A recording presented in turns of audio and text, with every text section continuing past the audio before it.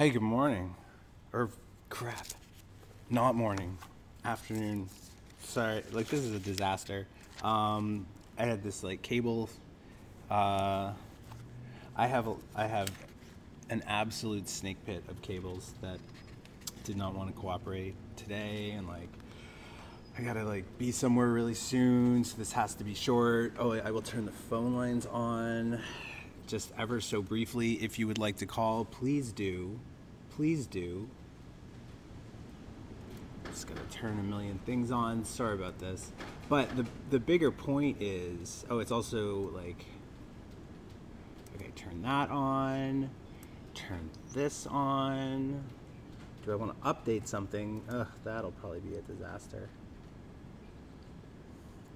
Okay, so if you would like to call 1-866-10-6663, you can. And we can, you can say hi, happy Father's Day to my father, all of our father structure. Hallmark was created by God, in support of his belief that capitalism and succinctly truncating meaningful messages into banalities that you can just sort of scratch your name to, and that means that the message came from you. So, though every day, should be Father's Day, it is good that we have a day to remind us that we intend to forget all the other days, and we need cards, lots of cards. It's also way too hot in the barn, so I'm sorry. I'm like hardly robed, not robed at all, actually. Um, so again, this is a brief sermon. Good morning, Dirty Jesus. Thinking a lot about Babel, and Babel follows right after Noah and his covenant, which, if you're, following along, is episodically quite quite relevant to our field of study. Okay, so after Noah, then all of a sudden, after the flood, Noah lived for a long time, and then like lots of people again repopulated the earth, all of them with need be stated, a modicum of evil in their hearts. And there's just tons, and they've all got ridiculous names, including Ludum, Ananimum, Lahabim, Naphtuhim, Pathrusim, Kazluhim, like whatever. There's a lot. And lots of territories and stuff. And then there was Shem. Shem was the father of all the children of Eber. Descendants of Shem were Elam, Asshur, Asshur. That's a good one. That's a good little name. Oh, should I tell Twitter I'm on? No, do not tell Twitter anything. Asshur, Arpakshad. See, look at all these names. Hazamarvavath, Hadoram. Like, where did all these names go to? Why did I not go to Earth School with, Bobby Hazarmaveth? Yobab, Jobab. That one's interesting. Safar, Shem, blah blah blah. Okay, so that's interesting. That like a lot of ridiculous names that were fundamental. I think it's just they probably were genocided out in many of the various genocides that my father, because it's Father's Day, my father approved of. Just like he approves of you taking advantage of this one day to appreciate the half of your zygote, your chromosome set, whatever. And the reason why we're not going to post this on Twitter is because as follows. These are the families. We're at Genesis 10:32, very close to being at Genesis 11, if you're following along in your own Bible coloring book. These are the families, these were the families, what we just read. These are the families of Noah's sons, according to their genealogies, in their nations, and from these the nations spread like a goddamn scourge again across the globe. We're going to take advantage of these multiple cameras. Oh, except the mic's over here. Uh-oh. Come here. Oh, Lord. Just set it there. Don't fall. Okay. Now the whole earth had one language and the same words. And as they migrated from the east, they came upon a plain in the land of Shinar and settled there. All of them? Okay. And they said to one another, "Come, let us make bricks and burn them thoroughly." And they had brick for stone and bitumen for mortar. Then they said, "Come, let us build ourselves a city and a tower with its top in the heavens, and let us make a name for ourselves. Otherwise we shall be scattered abroad upon the face of the whole earth." The Lord came down to see the city and the tower which mortals had built. And the Lord said, "Look, they are one people, and they have all one language, and this is only the beginning of what they will do. Nothing that they propose to do will now be impossible for them. Come, let us go down and confuse their language there, so that they will not understand one another's speech."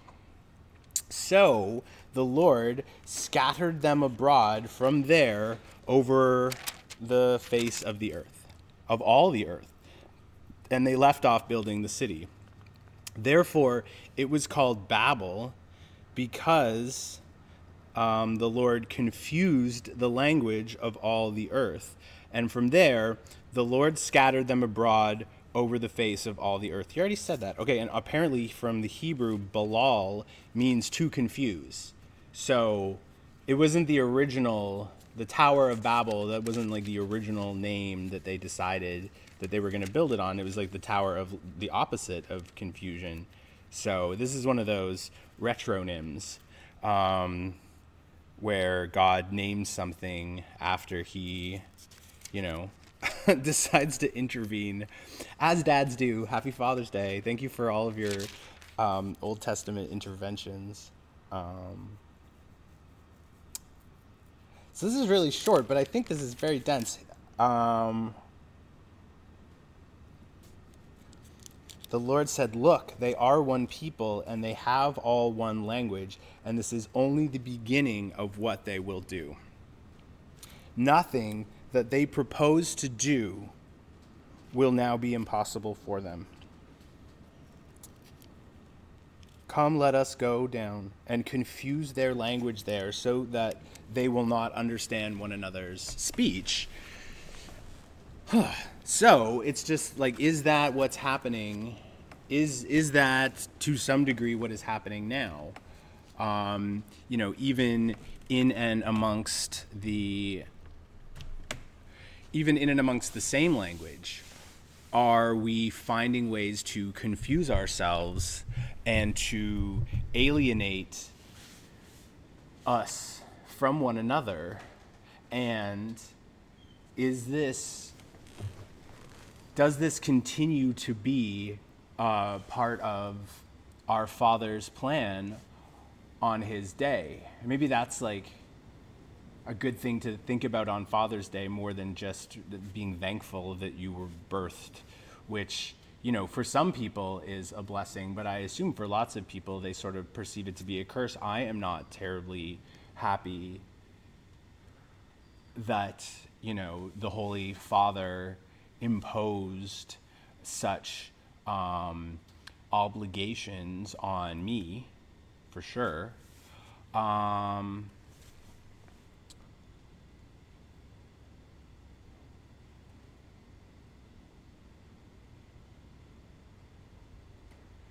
Are we at a are we at some stage of the ebb and the flow in terms of how humans are organized? Maybe God does not like globalization. I thought maybe this is just sort of lore or something that I added in my own brain, but I thought the essence of the Tower of Babel was not just that they were going to build a tower, but that they actually wanted to build a tower because they believed that they would reach God. But then I wonder, these people of the Old Testament, where did they think God was?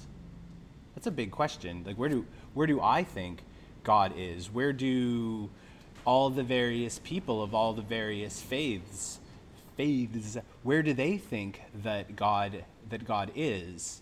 Sure, God is in us, God is in our hearts. But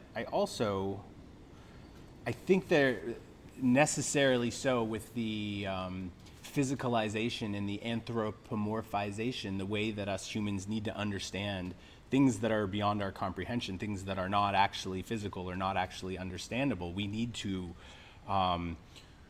give them some sort of locus. Otherwise, we're just very confused. So where was God geospatially for these people building this tower? And this is another example of God being like, oh no, look at how good they are at communicating and building things the exact way that you constructed them, Dad.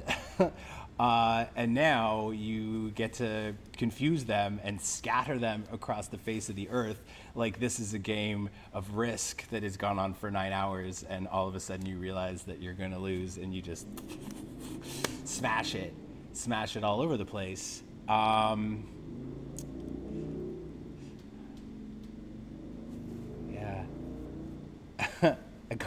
God and Donald Trump, Dad and Donald Trump are very similar in their temperaments. Let me tell you, and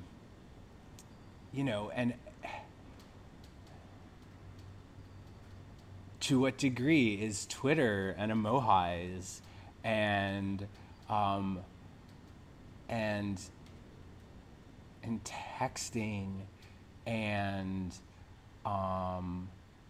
and voicemail, like all of these ways, that increase the rapidity and volume of our communication, do they actually help us unify our language and build this tower? I have never attempted any of these translate tools where one is in China and one can say what they want to say into their phone, and then it will say back to the person what they want to say, and then they can speak. Like, this technology is apparently relatively solid.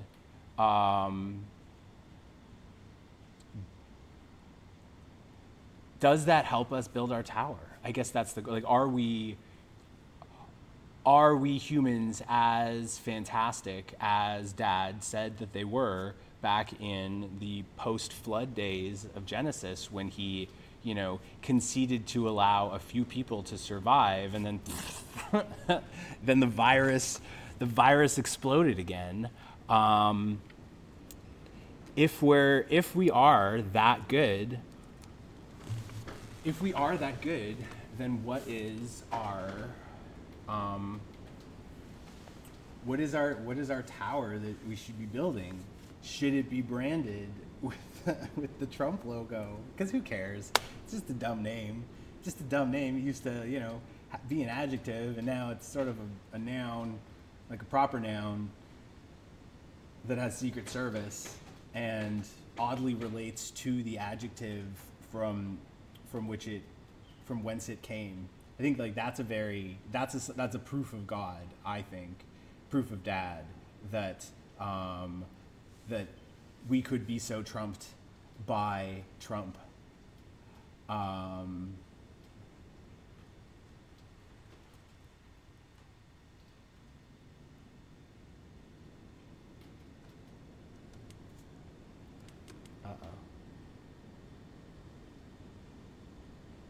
Yeah, so that's it. Like, so happy Father's Day. Happy Father's Day, Dad. Dear Dad, thank you for being a father to everyone and to giving us the power um, to be magnificent, but then deciding that too much magnificence is a bad thing, and thus scattering us and making us all speak different languages and be unable to cohere as a unified nation set, as a United Nations, as a global alliance of people, because together, understanding one another, we are too strong for you. So thank you, Dad, I guess, for being for sometimes being proud of your creation, and then for sometimes being very callous towards it. But like, again, you can't pick your dad, and you can't pick your dad's attitudes towards things. You just sort of have to grin and bear it and not understand anybody around you, and hope that what you're doing in this life reflects beautifully and wisely upon your abilities. I think that's a good message. Assume and aspire to be building a magnificent tower out of mortar and bitumen, with people around you, and if you understand one another, the building will go well, and hope it goes so well that God will smote you. But hope that because you did a Father's Day YouTube message, he will delay such smoting, because YouTube Father's Day messages are not signs of intelligent life by any stretch. Yeah.